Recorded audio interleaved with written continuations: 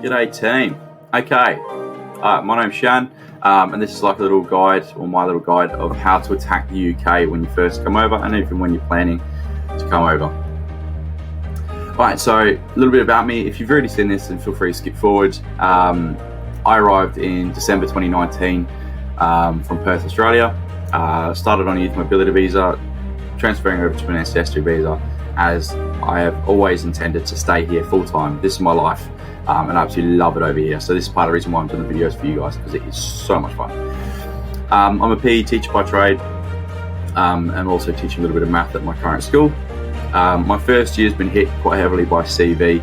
As you can imagine, it's been a bit of a pain in the bum, but at the same time, I've learned quite a lot. So before CV kind of kicked in, up in the top right, I went to the Hofbrauhaus in Munich. Drank a whole ton of beer there. That was fun. In the bottom right, there's the East End of London, along with the all artistry that's up there, which is absolutely beautiful. A little bike tour through there. Night clubbing in Bordeaux, which is south of France, which is awesome. Snowboarding in Austria with some other Australian teachers. And then that's me and my girlfriend in the middle of January when it's snowing. So a lot different to Perth's 40-odd degree heat at the same time of year, which is what my family were experiencing. So a bit of a contrast. All right, so teaching the UK. So from my opinion at least, there's two ways to look at it. There's your short-term stayers, and then there's your long-term stayers. When you first come, or when you first plan your trip, have an idea of which one you want to do.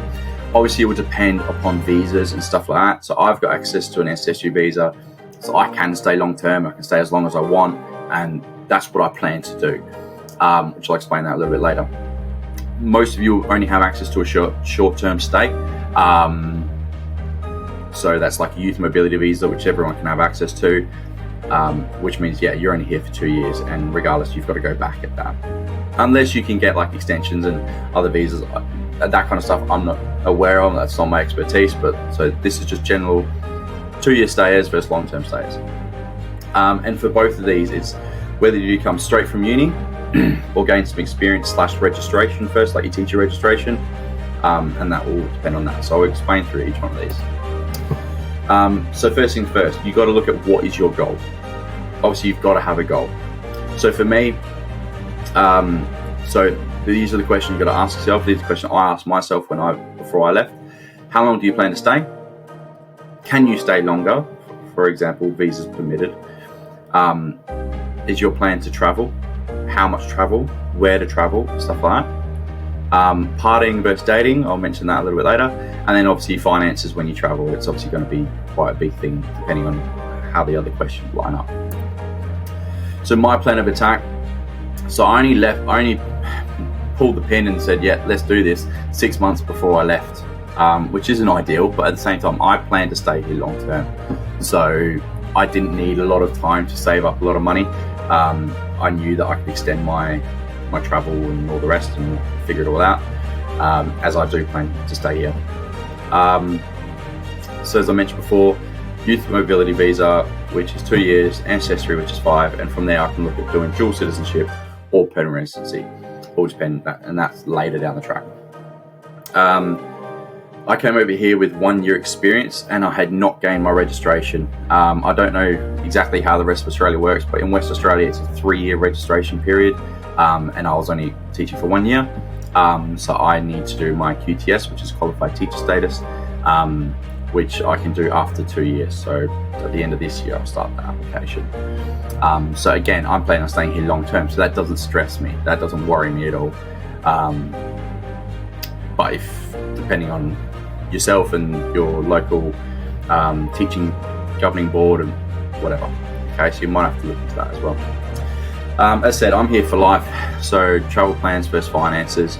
I didn't come over with a whole ton of money, in all honesty. I came over a little bit, but not a lot, as I knew that I could extend my travel out throughout years and years and years and years to come. Whereas obviously if you're coming in such a short time, you want to squeeze in a lot of travel in a short time, which means you're going to need a little bit more coin. So duration versus finance. As I just mentioned, long-term stay, finance is not as much as a big deal, as you've got time to build your bank, and space to travel and time to space out your travels, and then your short-term stays. And then a lot of people I've talked to who have come over in a short term, they kind of look at it as like a long Euro trip. You know how some people after school or university or whatever will then do like 3 months abroad, or 6 months abroad, and just do like a huge travel trip. So some people I know are looking at this as like a long Euro trip. So obviously in 3 months you can only do so much, whereas over 2 years you can fit in a lot more.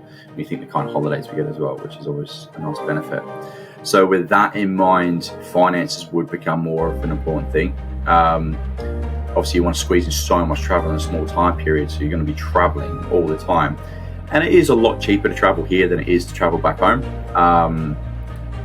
Like traveling from Perth to Sydney, the cost alone of the flight and accommodation for, say, a weekend, you could hit up 3-4 countries with the same kind of price, quite easily. Even though you're traveling during school holiday breaks and stuff like that, where it is a little bit more expensive. But if you're going to do like a little weekend trip, it's not that expensive when it comes to the flights and all the rest. The accommodation is pretty cheap, depending where you stay, obviously. Here's a couple of things I've done. So this is the bee feeders at the English, what's the name? Tower of London, which is really cool. Where the Queen used to live, like the old Queen used to live, not the new Queen. Snowboarding in Austria with incredible views. And then down the bottom there's the wine fields in Bordeaux, which is absolutely gorgeous as well. Okay, so the travel I've seen to sneak in today, obviously a lot of people are going to be coming over here with the intention to travel, because obviously traveling in Europe compared to England, compared to Australia or New Zealand, big difference, yeah. So done a couple of weekend trips, Bordeaux, so wine tours like I mentioned before, that's that one at the top right. February half term, so it's a week off, so I went to Munich, and then within that week at Munich I snuck off to Austria for a couple of days, and that's where I did snowboarding and all the rest.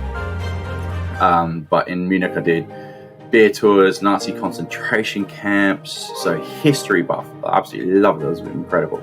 Went to a Bayern Munich game, so again football. So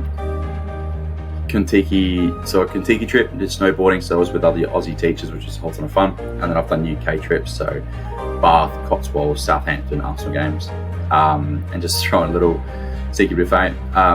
In the bottom right, for those CrossFit fans and stuff like I am, there's Tia Claire Toomey, another Australian, but 4-time champion. She's incredible. Rich Froning, who's also a 4-time fittest on earth. And for those football fans out there, Robert Pires, who was a huge hero of mine growing up. So getting to meet him was amazing. And in all fairness, you don't get these experiences in Perth or even Australia in general. Ausgang, I just thought this was funny. It just means exit in German. And obviously the different terminals, but I thought it was hilarious. So I chucked it in. And that's Ned Kelly's Australian bar in Munich, which was fun. The night that I went in, they actually had a karaoke night, so having an Australian jump up with an Australian accent, sing out some Jimmy Barnes was a whole ton of fun. Took him by surprise. Alright, my future travel plans. In the May half term, this is obviously on the premise that COVID permit, sail in Croatia. It's just a little photo from a little travel thing I've looked at. Summer break, I plan to study in Barcelona, so study Spanish in Barcelona for 4 weeks, and that's a photo of Barcelona on the bottom right. It's absolutely gorgeous. Can't wait to do that. And then October half term, I'm heading back to Perth for my sister's wedding. Obviously, I head over to Paris. I've been in Paris, but only for a stopover and didn't actually really do anything. But nonetheless, so that's just this year, if things permit. And obviously, years going on, it's going to be great. Right, planning and dating, the thing you've probably been waiting for.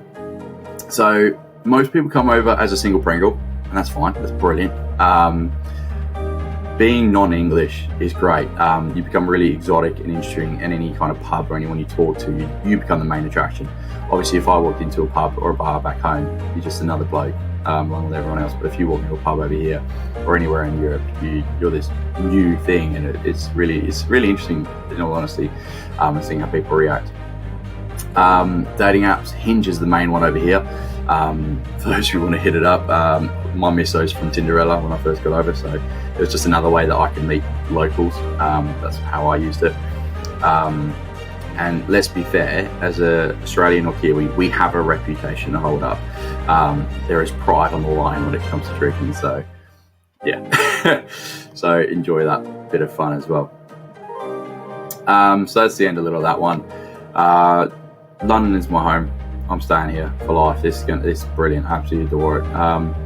Got a couple of little videos of schools and CV, how I first got here, what to do when you first arrive, and I look forward to meeting yourself at the pub when you first come over, with a little catch up with the supply desk crew, and yeah, check out my other videos if you haven't already. Apart from that, I look forward to catching up with you when you come over. Let us know if you have any questions or any ideas.